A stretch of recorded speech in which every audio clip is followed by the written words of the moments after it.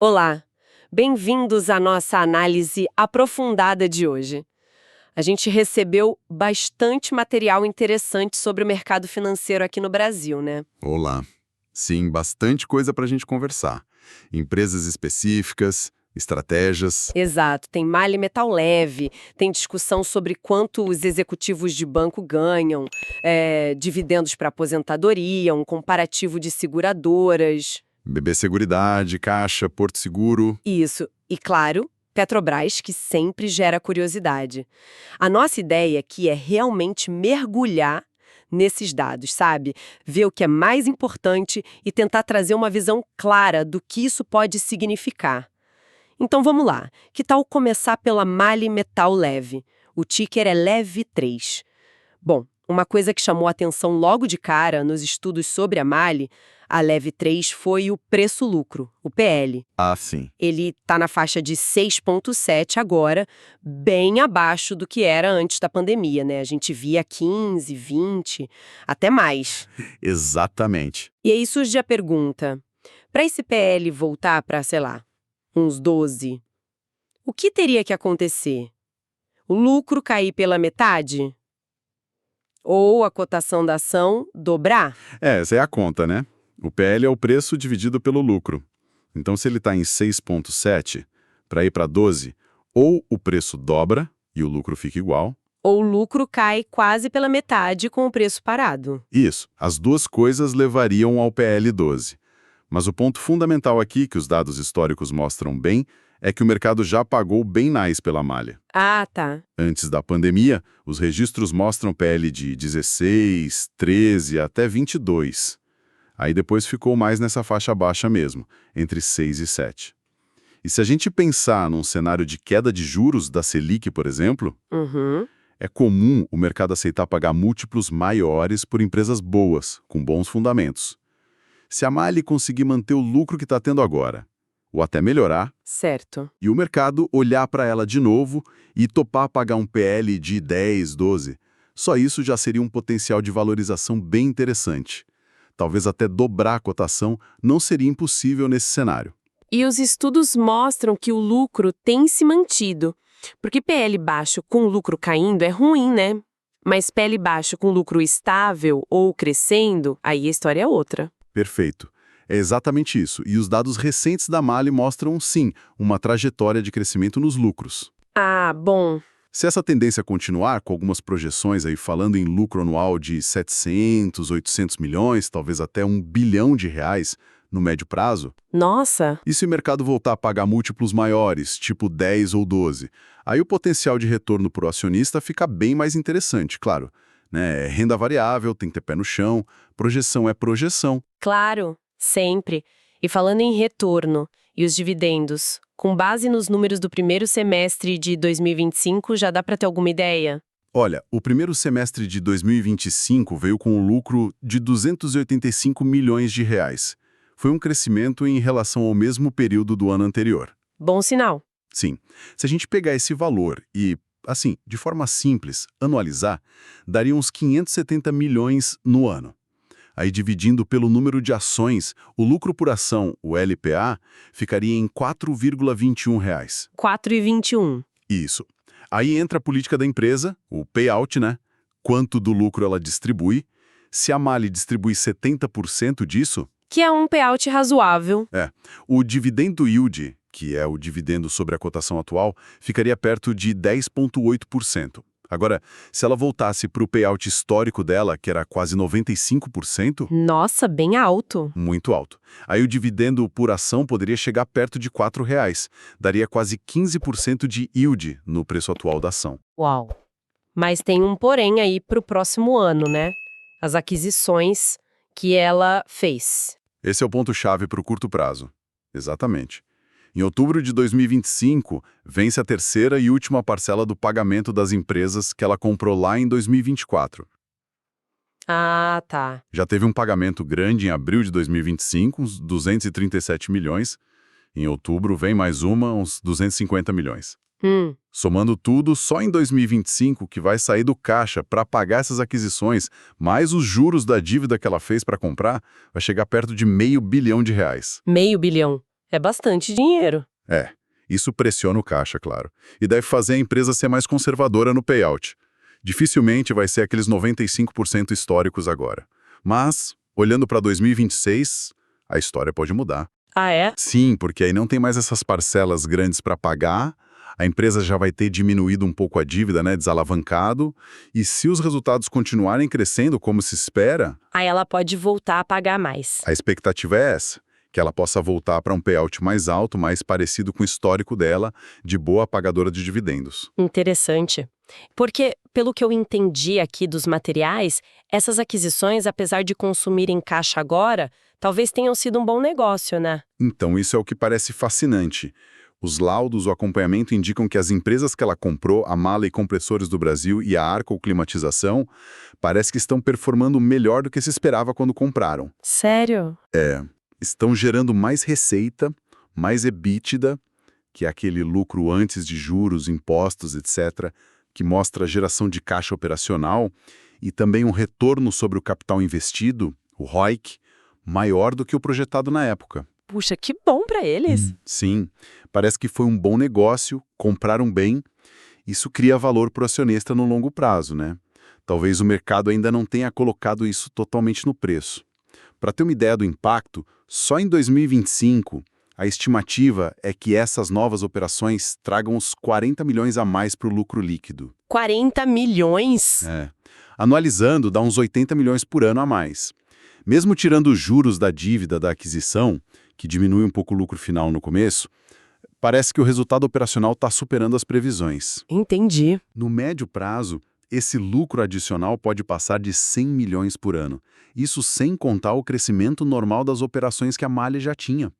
Para quem pensa no longo prazo, isso pode significar dividendos ainda maiores lá na frente, depois que passar essa fase de pagar a dívida. Muito interessante essa dinâmica da Mali. Agora, mudando um pouco de assunto, mas ainda em análise de empresas, surgiu uma discussão sobre remuneração de executivos. Assim, governança. Isso.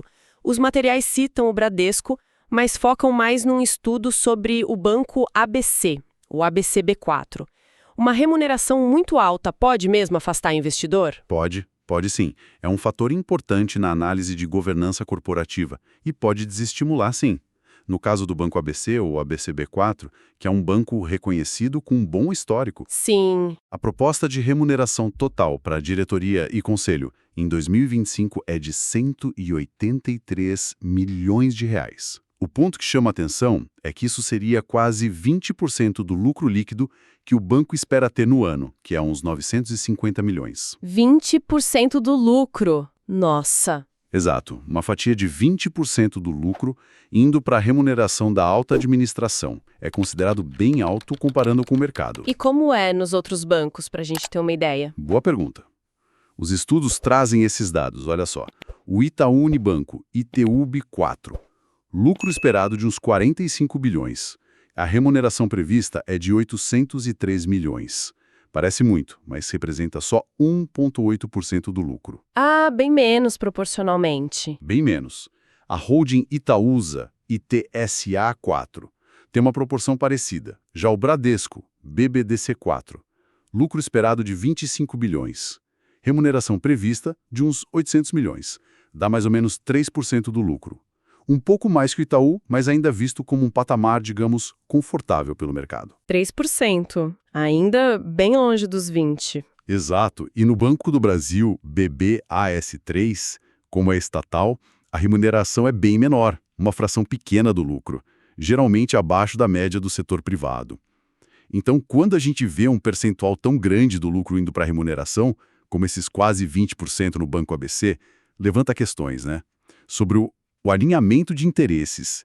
Será que o retorno que sobra para o acionista está sendo o melhor possível? É um ponto de atenção, sem dúvida. Com certeza. Agora, saindo das empresas e indo para as estratégias, a gente recebeu uma reflexão interessante sobre dividendos para aposentadoria. A ideia é, se as ações de boas empresas costumam superar a inflação no longo prazo, será que daria para gastar 100% dos dividendos na aposentadoria e ainda assim ter o patrimônio protegido? Tipo, o principal não perder valor para a inflação? Olha, é uma ideia tentadora, né? mas é arriscada na prática. É verdade que, no longo prazo, empresas boas tendem a ter lucros e dividendos que crescem, muitas vezes acima da inflação. Só que essa jornada não é uma linha reta para cima, né? Não mesmo. O mercado tem ciclos, crises batem, empresas passam por dificuldades, vai ter ano que o lucro cai e o dividendo diminui junto. E aí está o perigo, se a renda dos dividendos cai bem na hora que a pessoa mais precisa dela para viver. Complica. Ela pode ter que vender ações para complementar a renda. E se isso acontece num momento de baixa do mercado, que é comum em crise, ela acaba vendendo na baixa, corroendo o patrimônio principal. Fora os gastos inesperados, né? Saúde, principalmente, que pode aumentar com a idade. Por isso, a prudência manda ter uma folga. Não contar com 100% dos dividendos. Uma estratégia mais conservadora, que a gente vê bastante em estudos sobre isso, é planejar viver com só uma parte dos dividendos, digamos metade, e reinvestir a outra metade. Reinvestir metade. Isso. Vamos fazer uma conta rápida para ver como funciona? Imagina uma carteira de ações que rende 8% ao ano de dividend yield. Ok, 8%. A pessoa decide gastar só 4% para viver e reinveste os outros 4%, comprando mais ações. Certo. Agora, vamos supor que os lucros e os dividendos dessas empresas cresçam em média 6% ao ano. É um número conservador, perto da inflação histórica no Brasil. Pode ser mais, pode ser menos, mas vamos usar 6%. Tá. Nesse cenário, a renda passiva dessa pessoa tenderia a crescer em média 10% ao ano. 10%. Por quê? E compra mais ações, gerando mais dividendo no futuro, e os 6% de crescimento do dividendo das ações que ela já tinha. 4 mais 6 dá 10. Ah, faz sentido. O reinvestimento mais o crescimento da empresa. Exatamente. Com essa abordagem, a pessoa cria uma margem de segurança enorme. As retiradas dela não só estariam protegidas, como poderiam crescer acima da inflação com o tempo. Isso aumenta o poder de compra na aposentadoria. E olha que muitas empresas boas no Brasil cresceram lucros e dividendos na média de 8 a 13% ao ano, historicamente. Nossa, bem acima dos 6% do exemplo. Pois é. Se a carteira tiver empresas assim, o crescimento da renda passiva pode ser ainda maior. Dá muito mais tranquilidade, né? O reinvestimento faz toda a diferença. Faz mesmo. Outra dúvida que apareceu bastante nos materiais foi sobre o setor de seguros. Se faz sentido ter na mesma carteira BB Seguridade BBSE3, Caixa Seguridade CXSE3 e Porto Seguro PSSA3, não seria muita coisa do mesmo setor? É uma dúvida comum. Mas assim, não tem problema ter as três, desde que a pessoa entenda por que tem cada uma, o peso delas na carteira e, claro, tenha comprado a bons preços. Certo. Porque, apesar de serem todas seguradoras, elas têm focos diferentes, atuam em nichos bem interessantes. A BB Seguridade BBSE3 é muito forte em seguro rural. Usa a força do Banco do Brasil para isso. E o seguro rural no Brasil tem um potencial enorme de crescer. Só uns 6% da área plantada tem seguro hoje. Tem muito espaço. Nossa, só 6%? Realmente. A Caixa Seguridade CXSE3 é forte no seguro habitacional por causa da Caixa Econômica, que lidera o financiamento imobiliário. Faz sentido. E a Porto Seguro, PSSA3, é a líder em seguro de automóvel, um mercado mais maduro, mas super importante. Então, cada uma tem seu nicho forte. Elas não são redundantes, são mais complementares dentro do setor. Interessante essa visão. E para comparar o potencial delas, além do dividend yield que todo mundo olha, tem outra métrica boa? Tem sim. Uma métrica muito útil é o Earnings Yield. É o lucro por ação, o LPA, dividido pela cotação atual. Earnings Yield. Isso. Ele mostra qual seria o retorno se a empresa distribuísse 100% do lucro. É o potencial de lucro dela em relação ao preço, antes de decidir quanto vai pagar de dividendo. Comparando as três, olha só. BB Seguridade, BBSE3. O Earnings Yield é de 12,6%. Quer dizer, o lucro anual esperado é 12,6% do preço da ação. Como ela paga muito dividendo, historicamente, uns 88% do lucro. O payout alto que falamos. Exato. O dividend yield esperado fica perto disso, uns 11%. Dá uns 3,54 por ação. Agora, Porto Seguro, PSSA3. O earnings yield também é alto, 11,3%. Ou seja, a capacidade de gerar lucro em relação ao preço é parecida com a da BBSE. Só que a Porto Seguro paga menos dividendo. O payout dela é historicamente mais baixo, uns 50%. Por isso, o dividend yield dela é menor, uns 5,7%. O ponto é, o yield menor não é porque ela lucra menos em relação ao preço, mas porque ela retém mais lucro. Se pagasse mais, o yield seria parecido. Entendi a diferença. É decisão da empresa. Exato. E a Caixa Seguridade, CXSE3. O dividend yield dela está na casa de 8,9%. Um detalhe interessante da Caixa é que ela paga trimestralmente. Ah, trimestral. Sim, para quem reinveste esses dividendos trimestrais, o efeito dos juros compostos pode fazer o yield efetivo anual chegar perto de 9,2%. Um pouquinho a mais para quem reinveste. Legal esse detalhe.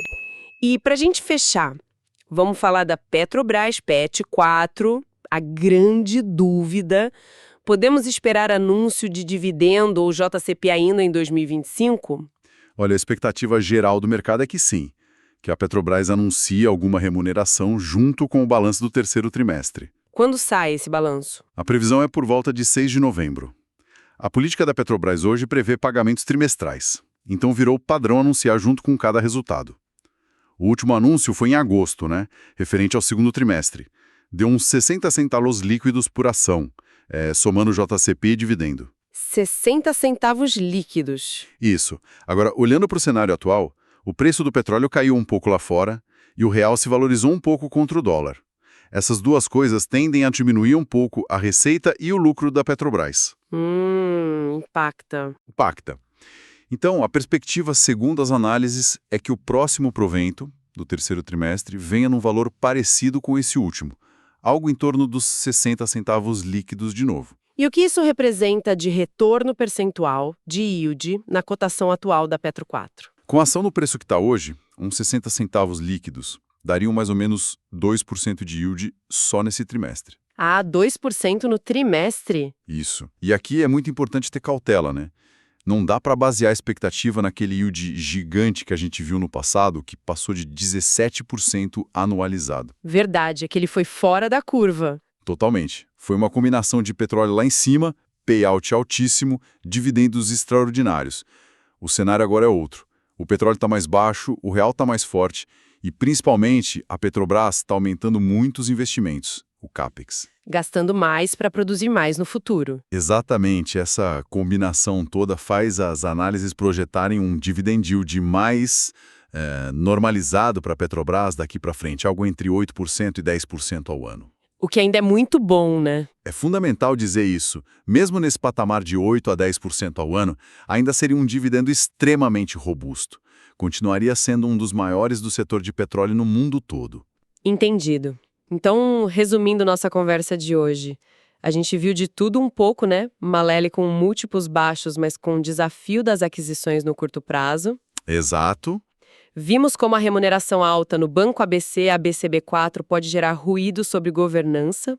Discutimos a importância de não gastar tudo e reinvestir parte dos dividendos para a aposentadoria. Fundamental essa parte do reinvestimento. Comparando as seguradoras, vimos que elas têm nichos diferentes. E fechamos com a Petrobras, PETR4, com uma perspectiva de dividendos ainda forte, mas mais realista que no passado. Parece que o timing, as decisões de gestão, tudo isso pesa muito, Pesa demais. É uma ótima síntese. O fio condutor é esse. Como as decisões da empresa comprar outra empresa, quanto pagar aos executivos, quanto distribuir de dividendo, quanto investir, e os fatores externos, como juros, câmbio, preço do petróleo, como tudo isso junto molda o retorno para quem investe. E isso leva a uma reflexão final que surgiu forte na discussão dos dividendos para a aposentadoria. Muitas vezes, o foco fica só no yield de hoje, Quanto a ação paga agora. É verdade. Mas o quão diferente pode ser a construção de patrimônio no longo prazo quando a gente coloca na conta o poder do reinvestimento desses dividendos mais o crescimento dos lucros e dos próprios dividendos das empresas ao longo do tempo. A gente talvez subestime o impacto disso ao longo de décadas.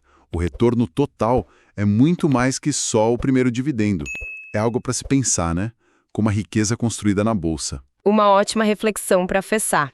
Mas antes de terminar, precisamos dar aquele aviso importante. Sim, sempre. É fundamental reforçar que este estudo, a nossa conversa aqui, não são de forma alguma um serviço de análise ou recomendação de investimento. O mercado financeiro, bolsa de valores, é renda variável. O risco existe e faz parte do jogo.